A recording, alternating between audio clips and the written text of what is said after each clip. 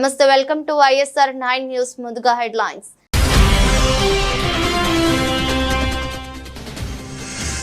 తొలిసారిగా యుద్ధ భూమిలోకి అడుగుపెట్టిన పుతిన్. యుద్ధం కొనసాగితే మాస్కోకు తీవ్ర నష్టమన్న ట్రంప్.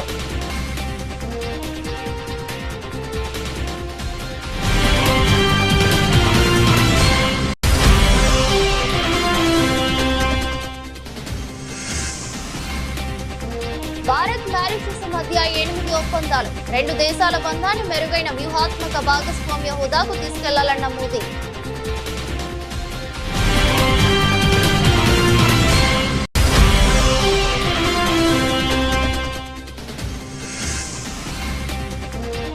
సీఎం రేవంత్ రెడ్డిని కలిసిన DMK నేతలు. ఈ నెల 22న జరగనున్న JSC సమావేశానికి హాజరు కావాలని ఆహ్వానం.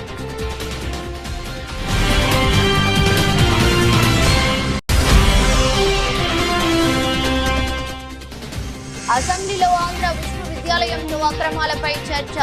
ఏయూలో అక్రమాలపై విజిలెన్స్ విచారణ జరిపిస్తామన్న మంత్రి లోకేష్.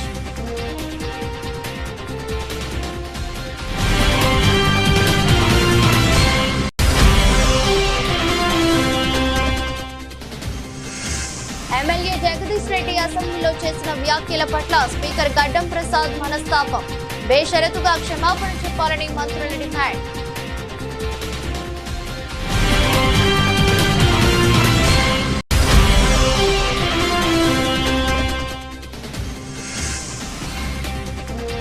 వైసీపీ అధినేత వైఎస్ జగన్ ను కలిసిన DMK నేతలు. సౌత్ ఇండియా అఖిలపక్ష సమావేశానికి జగన్ కు పిలుపు.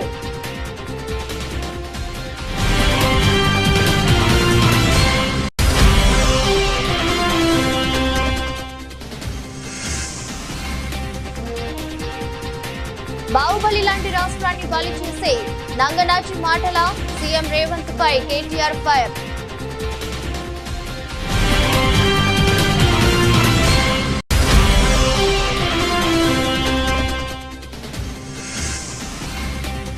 విజయసాయి రెడ్డికి గుడివాడ అమర్నాథ్ కౌంటర్.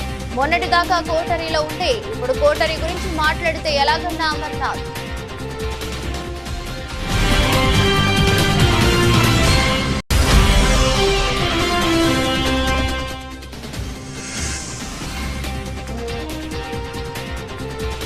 ఇది ప్రభాస్ క్రేజ్ అంటే.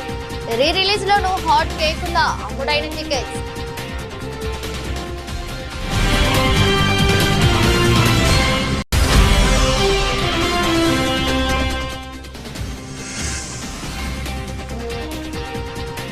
వాకింగ్ బూట్ తో రాహుల్ ద్రావిడ్.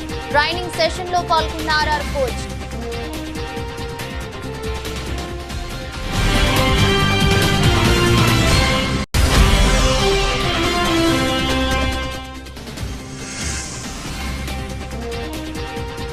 హోలీకి ముందే షాక్. భారీగా పెరిగిన బంగారం, వెండి ధరలు.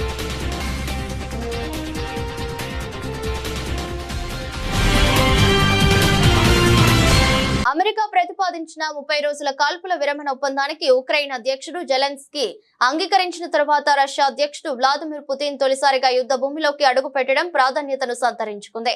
ఆయన బుధవారం పశ్చిమ రష్యాలోని కర్స్క్ లో పర్యటించారు. ఈ ప్రాంతంలోని కొంత భూభాగాన్ని ఉక్రెయిన్ దళాలు స్వాధీనం చేసుకున్న సంగతి తెలిసిందే.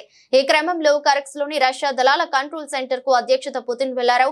ఆయన మిలిటరీ డ్రెస్ లో ఉన్న ఫోటోలను మీడియా ప్రసారం చేసింది. యుద్ధ భూమిలోని పరిస్థితులను అధ్యక్షుడు పుతిన్ కు Russian general staff head Valery Gerasimov వివరించారు. కొంతమంది ఉక్రెయిన్ సేనలు తమకు లొంగిపోయినట్లు తెలిపారు. వీలైనంత త్వరగా ఈ ప్రాంతం నుంచి కీవ్ దళాలను తరిమి కొట్టాలని అధ్యక్షుడు ఆదేశించినట్లు మీడియా కథనాలు వెలువడ్డాయి. మరోపక్క యుద్ధంలో 30 రోజుల కాల్పుల విరమణ ప్రతిపాదనకు జెలెన్స్కీ అంగీకరించిన నేపథ్యంలో ఆ ప్రతిపాదనపై చర్చించేందుకు అమెరికా ప్రతినిధులు రష్యాకు బయలుదేరారు. ఈ విషయాన్ని వైట్ హౌస్ వద్ద మీడియాతో డొనాల్డ్ ట్రంప్ తెలిపారు. కాల్పుల విరమణకు పుతిన్ అంగీకరిస్తారని ఆశిస్తున్నానని, లేదంటే యుద్ధం కొనసాగుతున్న చేస్తూనే ఉంటుందన్నారు. అదే జరిగితే మాస్కో ఆర్థికంగా తీవ్ర పరిణామాలు ఎదుర్కోవాల్సి ఉంటుందని, అది రష్యాకే వినాశకరంగా మారుతుందని ట్రంప్ హెచ్చరించారు. అయితే అలాంటి ఫలితాలన్నీ తాను కోరుకోవడం లేదని, శాంతి స్థాపన లక్ష్యమని ట్రంప్ వివరించారు. భారత్ మారిషస్ మధ్య వాణిజ్యం, తీవ్ర ప్రాంత భద్రత తదితర అంశాలపై 8 కీలక ఒప్పందాలు కుదిరాయి. రెండు దేశాల బంధాన్ని మెరుగైన వ్యూహాత్మక భాగస్వామ్య హోదాకు తీసుకెళ్లాలని తాను మారిషస్ ప్రధాని నవీన్ చంద్ర నిర్ణయించినట్లు ప్రధాని మోదీ తెలిపారు. మారిషస్ జాతీయ దినోత్సవ వేడుకలను మోదీ ముఖ్య అతిథిగా హాజరయ్యారు. ఈ వేడుకల్లో INS ఇంఫాల్ ప్రత్యేక ఆకర్షణగా నిలిచింది. భారత వైమానిక దళానికి చెందిన స్కై డైవింగ్ బృందం కూడా వేడుకల్లో పాల్గొంది. ఈ సందర్భంగా మోదీ దక్షిణార్ధ గోళ దేశాల కోసం మహాసాగర్ పేరిట కొత్త విజన్ ను ప్రకటించారు. మారిషస్ పార్లమెంట్ భవన్ నిర్మాణానికి భారత్ సహకరిస్తుందని చెప్పారు. ప్రజాస్వామ్యానికి తల్లి వంటి భారత్ నుంచి మారిషస్ కు దీని కానుకగా మోదీ అభివర్ణించారు. పర్యటనలో భాగంగా మోదీకి మారిషస్ ప్రభుత్వం అత్యున్నత పౌర పురస్కారాన్ని బహుకరించింది. Prime minister his excellency Navin Chandra Ram Goolamji, sisters and brothers of Mauritius, I express my heartfelt gratitude for being confirmed the highest national award of Mauritius.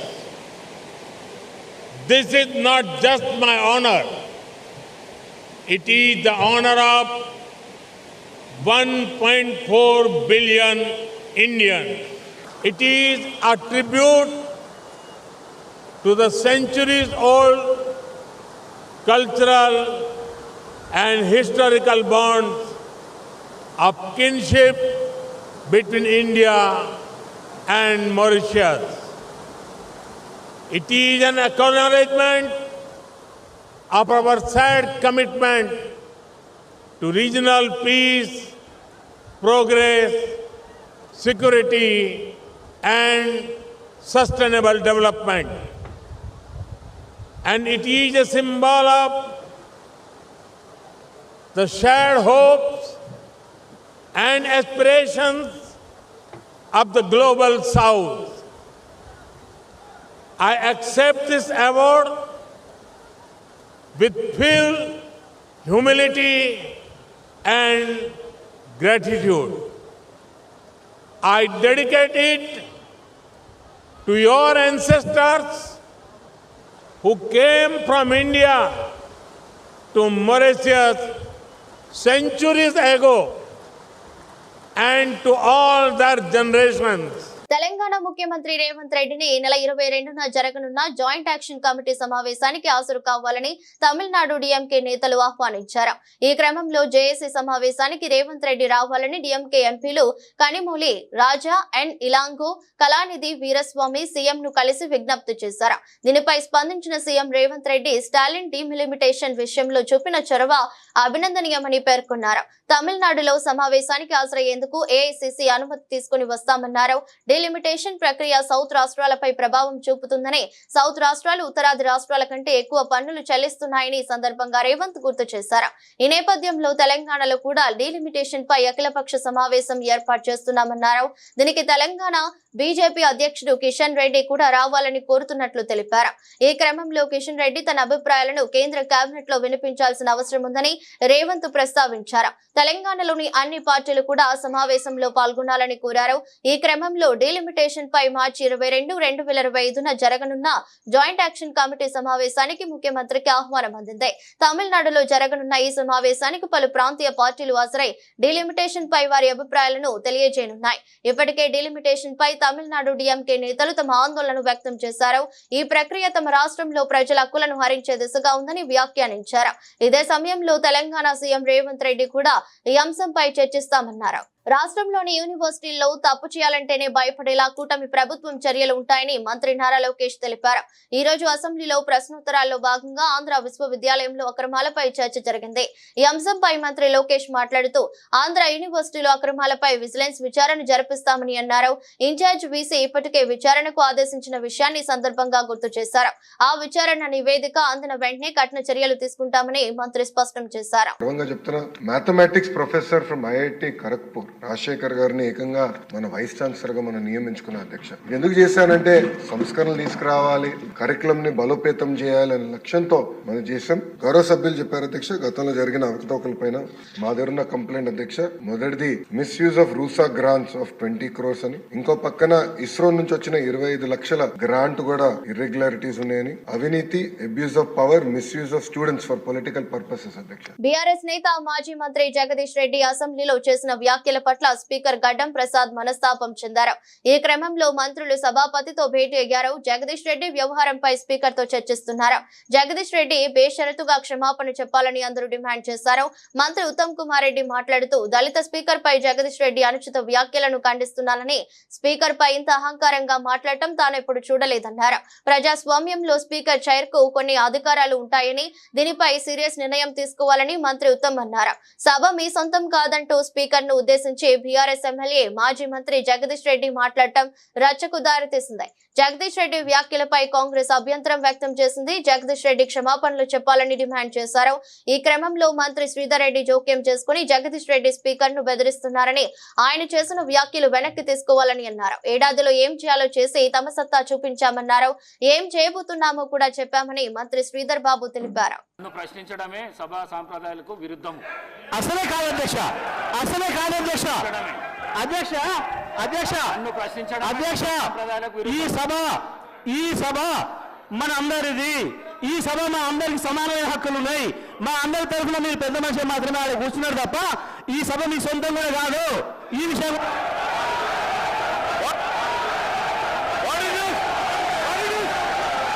అధ్యక్ష అధ్యక్ష అధ్యక్ష వారు మాట్లాడిన ప్రతి పదం వెనుకకు తీసుకోవాల్సిందే. ఈ రోజు చేర్ని దూషించిన సందర్భంలో వారు క్షమాపణ చెప్పాల్సిందే అధ్యక్ష, క్షమాపణ చెప్పాల్సిందే అధ్యక్ష. అహంకారంతో మాట్లాడకూడదు అధ్యక్ష, క్షమాపణ చెప్పాల్సిందే అధ్యక్ష, క్షమాపణ చెప్పాల్సిందే.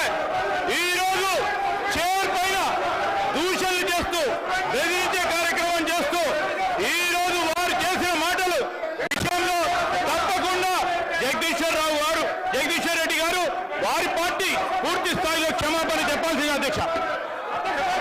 వైసీపీ అధినేత మాజీ ముఖ్యమంత్రి వైఎస్ జగన్మోహన్ రెడ్డిని తాడేపల్లిలోని ఆయన నివాసంలో తమిళనాడు మంత్రి ఈవి వేలు, డిఎంకే రాజ్యసభ సభ్యుడు విల్సన్ బుధవారం కలిశారు. ఈ నెల 22న చెన్నైలో జరగనున్న సౌత్ ఇండియా అఖిలపక్ష నాయకుల సమావేశానికి వైఎస్ జగన్ ను ఆహ్వానించారు. తమిళనాడు సీఎం స్టాలిన్ రాసిన లేఖను వైఎస్ జగన్ కు డిఎంకే నేతలు అందజేశారు.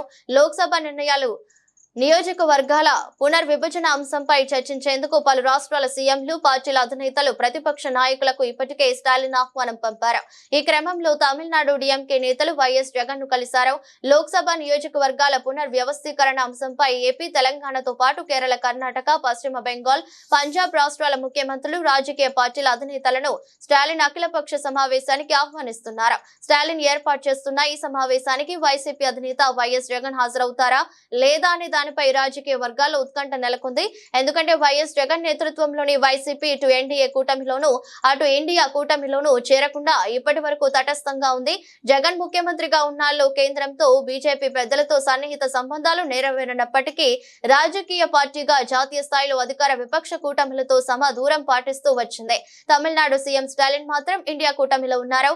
వ్యక్తిగతంగా స్టాలిన్ తో జగన్ కు స్నేహం ఉంది. ఆ కారణంగానే 2019లో జగన్మోహన్ రెడ్డి ప్రమాణ స్వీకారానికి స్టాలిన్ హాజరయ్యారు. ఈ నేపథ్యంలో కేంద్రంతో పోరాటం సాగించే స్టాలిన్ తో జట్టు కడతారా లేదా అనేది ఆసక్తికరంగా మారింది. రాజకీయ వర్గాల్లోనూ ఇది చర్చనీయాంశమైంది. బీఆర్ఎస్ వర్కింగ్ ప్రెసిడెంట్ మాజీ మంత్రి కేటీఆర్ మరోసారి సీఎం రేవంత్ రెడ్డిపై తీవ్ర విమర్శలు గుప్పించారు. సర్కారు నడపలేని సన్నాసికి ఎందుకంత అహంకారం అంటూ ముఖ్యమంత్రిపై ఫైర్ అయ్యారు. అసమర్థుడి పాలనలో ఆర్థిక రంగం అల్లకల్లోలమైందని మండిపడ్డారు. ప్రభుత్వం నడపడం అంటే పైసలు పంచడం కాదని, రాష్ట్ర సంపద పెంచడమని పేర్కొన్నారు.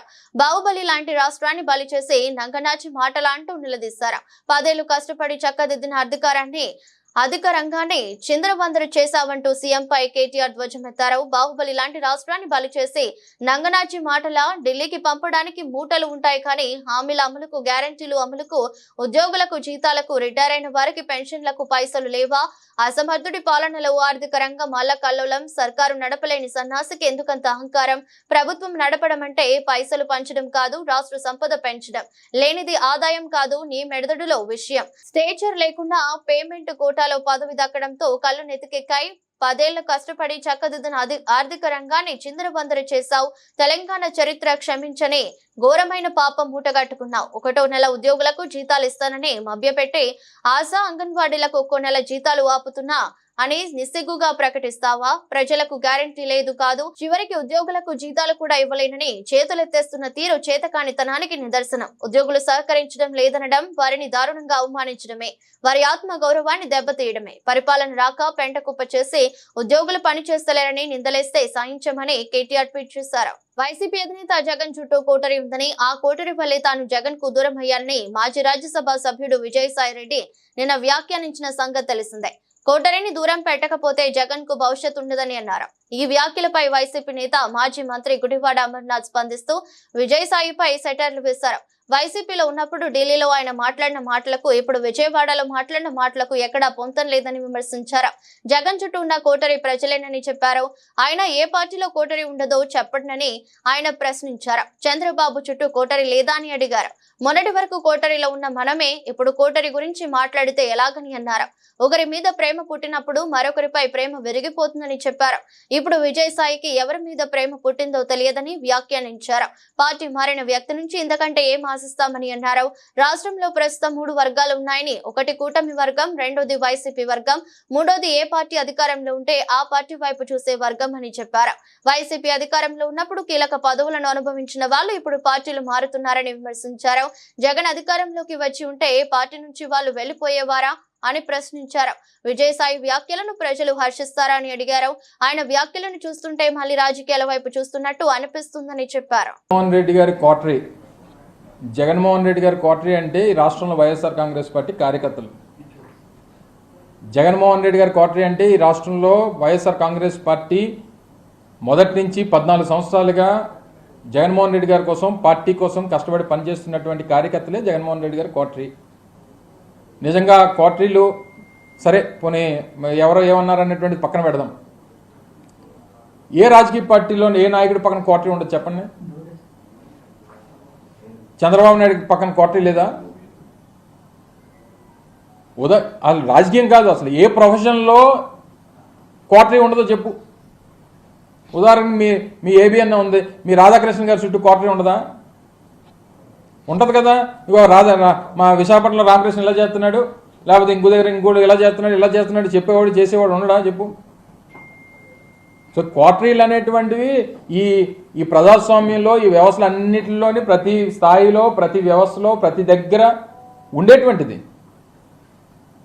సరే, ఆ కోటరీల గురించి ఎవరు మాట్లాడాలి? దూరం నుంచి చూసిన వాళ్ళు, లేకపోతే ఆ కోటరీలో లేని వాళ్ళు మాట్లాడాలి తప్ప మొన్నటి వరకు ఆ కోటరీలో ఉన్నటువంటి మనం మాట్లాడితే ఎలా చెప్పు? సో ఇవన్నీ కూడా ఆలోచించి మాట్లాడుంటే బాగుండేది. సరే, ఇంకా పార్టీ నుంచి రాజీనామా చేసి వెళ్ళిపోయిన తర్వాత అంతకంట ఇదిగా మాట్లాడతారని అనుకోవడం మన అమాయకత్వం అంతే. ఎవరి మనసు విరిగింది? ఎందుకు విరిగిపోయింది? ఇంకెవరి మీద ఎప్పుడన్నా ఇంకొల మీద ప్రేమ పుడితే మన మనసులు ఇరిగిపోతుంటాయి. అదే మాకు తెలియాలి. నువ్వు ఆయన అడగాలి, నేనే చెప్తాను. చేసుంటారు. పార్టీలో పనిచేసినప్పుడు వివిధ హోదాల్లో, వివిధ స్థానాల్లో పనిచేస్తుంటాం.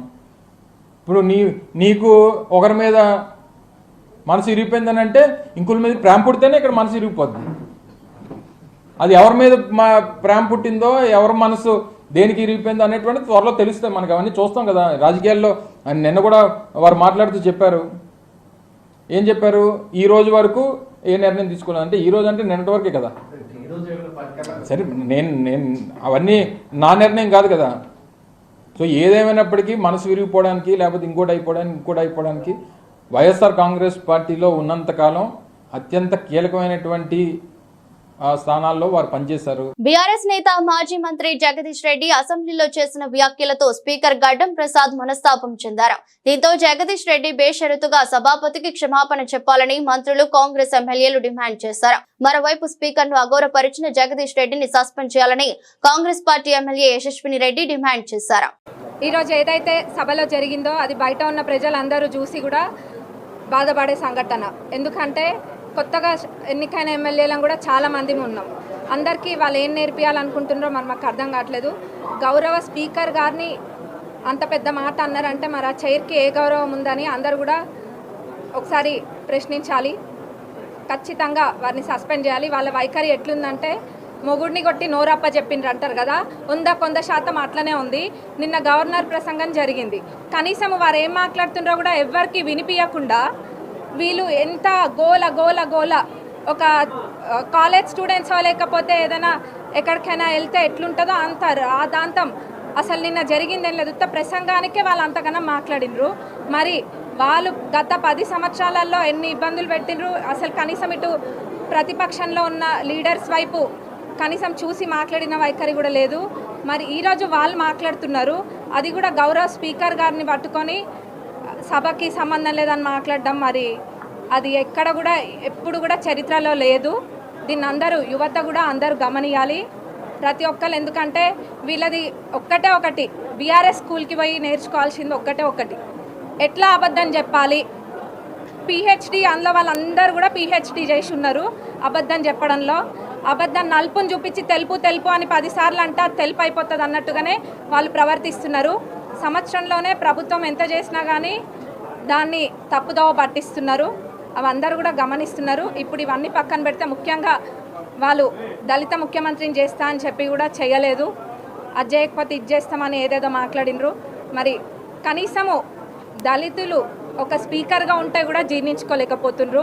మరి వీళ్ళు ఎవరికేం నేర్పాలనుకుంటున్నారో అందరూ కూడా ప్రశ్నిస్తారు. ఖచ్చితంగా వీళ్ళ సస్పెండ్ చేయాలని అందరం కూడా కోరుకుంటున్నారు. కాంగ్రెస్ సభ్యులే స్పీకర్ ను అవమానించినట్లుగా మాట్లాడుతున్నారని, ఆ పార్టీ నేతలు మాటలు విచిత్రంగా ఉన్నాయని బీఆర్ఎస్ ఎమ్మెల్యే తలసాని శ్రీనివాస్ యాదవ్ అన్నారు. అసెంబ్లీ మీడియా పాయింట్ వద్ద ఆయన మాట్లాడారు. సభలో అందరికీ సమాన హక్కులు ఉంటాయన్నారు.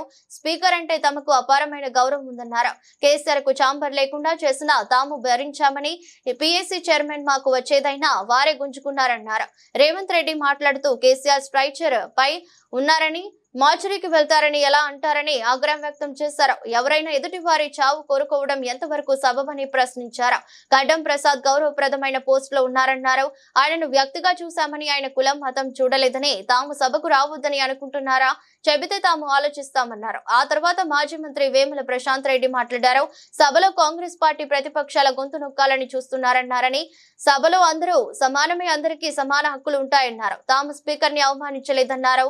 నిన్న రేవంత్ రెడ్డి బీఆర్ఎస్ అధినేత కేసీఆర్ పై చేసిన వ్యాఖ్యలను డైవర్ట్ చేయడానికి ఇవన్నీ మాట్లాడుతున్నారన్నారు. రైతులకు ఇచ్చిన హామీలు ఏమి అమలు చేశారో, హామీలు అమలు చేయడం లేదని ప్రశ్నించినందుకు మా గొంతు నొక్కాలని చూస్తున్నారన్నారు. అసెంబ్లీ మీడియా పాయింట్లను మమ్మలను మాట్లాడకుండా చేసే కుట్ర చేస్తున్నారని, ఒక్కరు కాదు 20 మంది ఎమ్మెల్యేలు మంది ప్రెస్ మీట్ లో మాట్లాడుతున్నారని మండిపడ్డారు.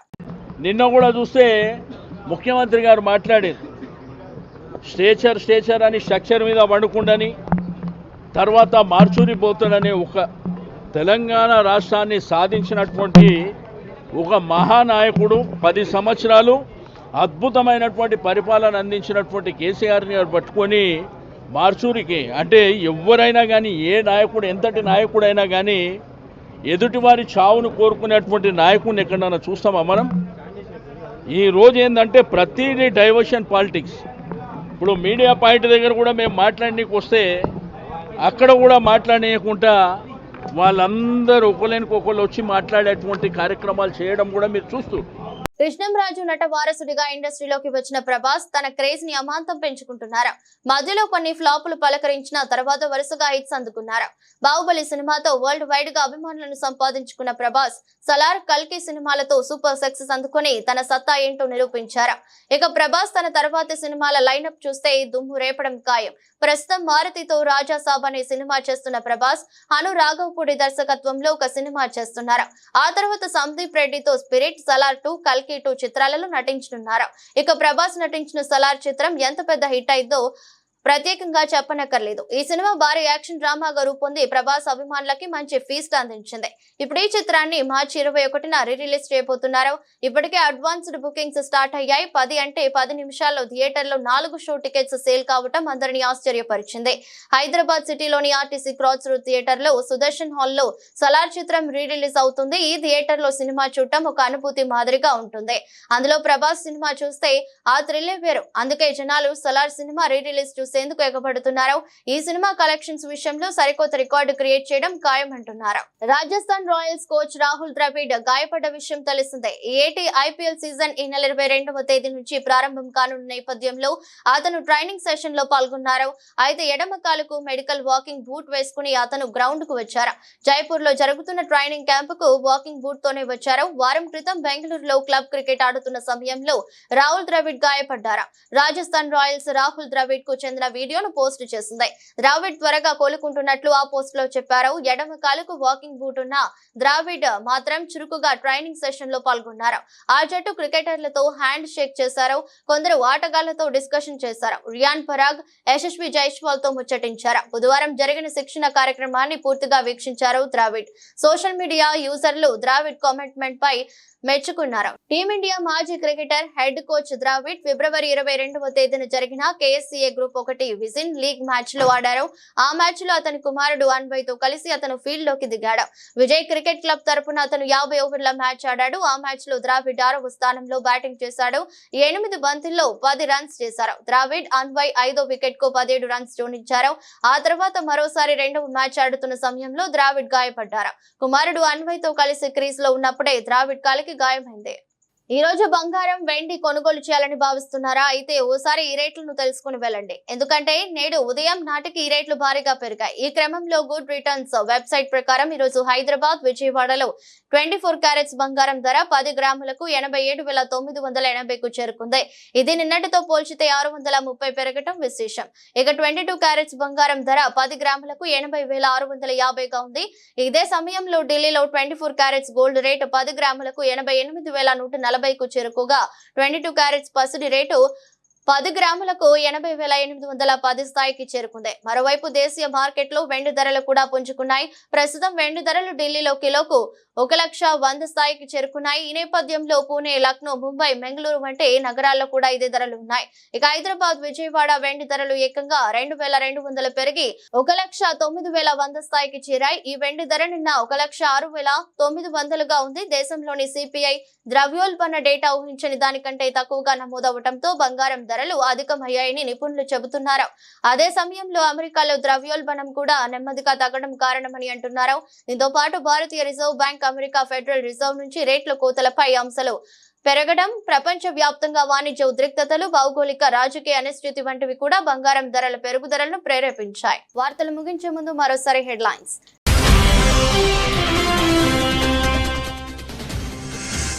తొలిసారిగా యుద్ధ భూమిలోకి అడుగుపెట్టిన పుతిన్. యుద్ధం కొనసాగితే మాస్కోకు తీవ్ర నష్టమన్న ట్రంప్.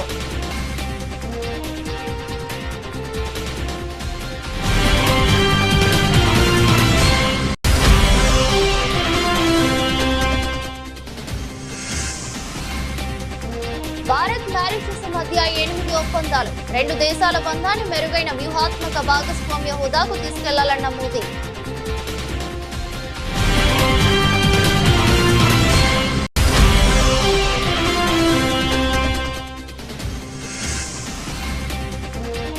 సీఎం రేవంత్ రెడ్డిని కలిసిన డీఎంకే నేతలు. ఈ నెల 22న జరగనున్న జేఏసీ సమావేశానికి హాజరు కావాలని ఆహ్వానం.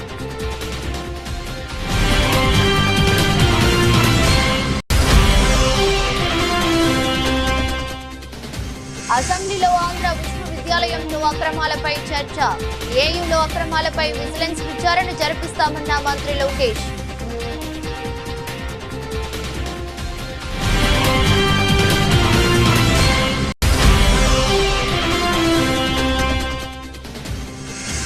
ఎమ్మెల్యే జగదీష్ రెడ్డి అసెంబ్లీలో చేసిన వ్యాఖ్యల పట్ల స్పీకర్ గడ్డం ప్రసాద్ మనస్తాపం.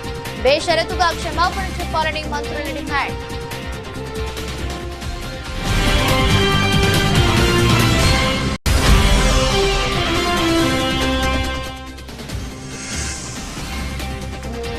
వైసీపీ అధినేత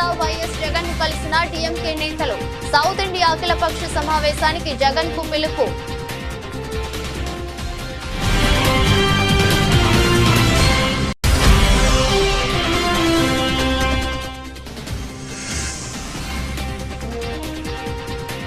బాహుబలి లాంటి రాష్ట్రాన్ని బలి చేసే నంగనాచి మాటల సీఎం రేవంత్ పై కేటీఆర్ ఫైర్.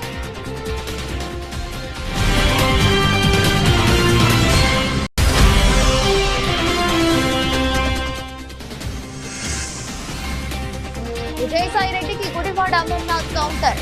మొన్నటిదాకా కోటరీలో ఉంటే ఇప్పుడు కోటరీ గురించి మాట్లాడితే ఎలాగన్నా అమర్నాథ్.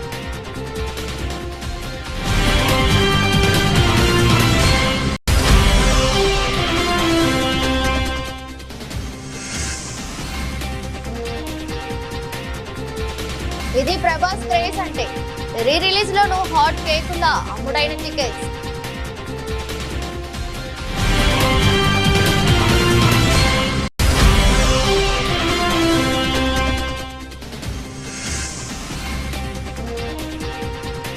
వాకింగ్ రూట్ తో రాహుల్ ద్రావిడ్. ట్రైనింగ్ సెషన్ లో పాల్గొన్న ఆర్ఆర్ కోచ్.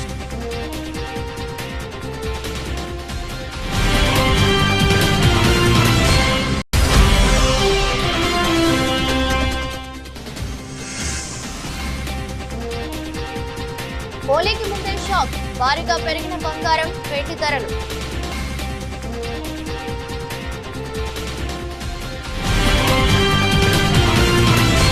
ఇది రోజు బులెటిన్. మరో బులెటిన్ మళ్ళీ కలుద్దాం. అంతవరకు సెలవు. నమస్కారం.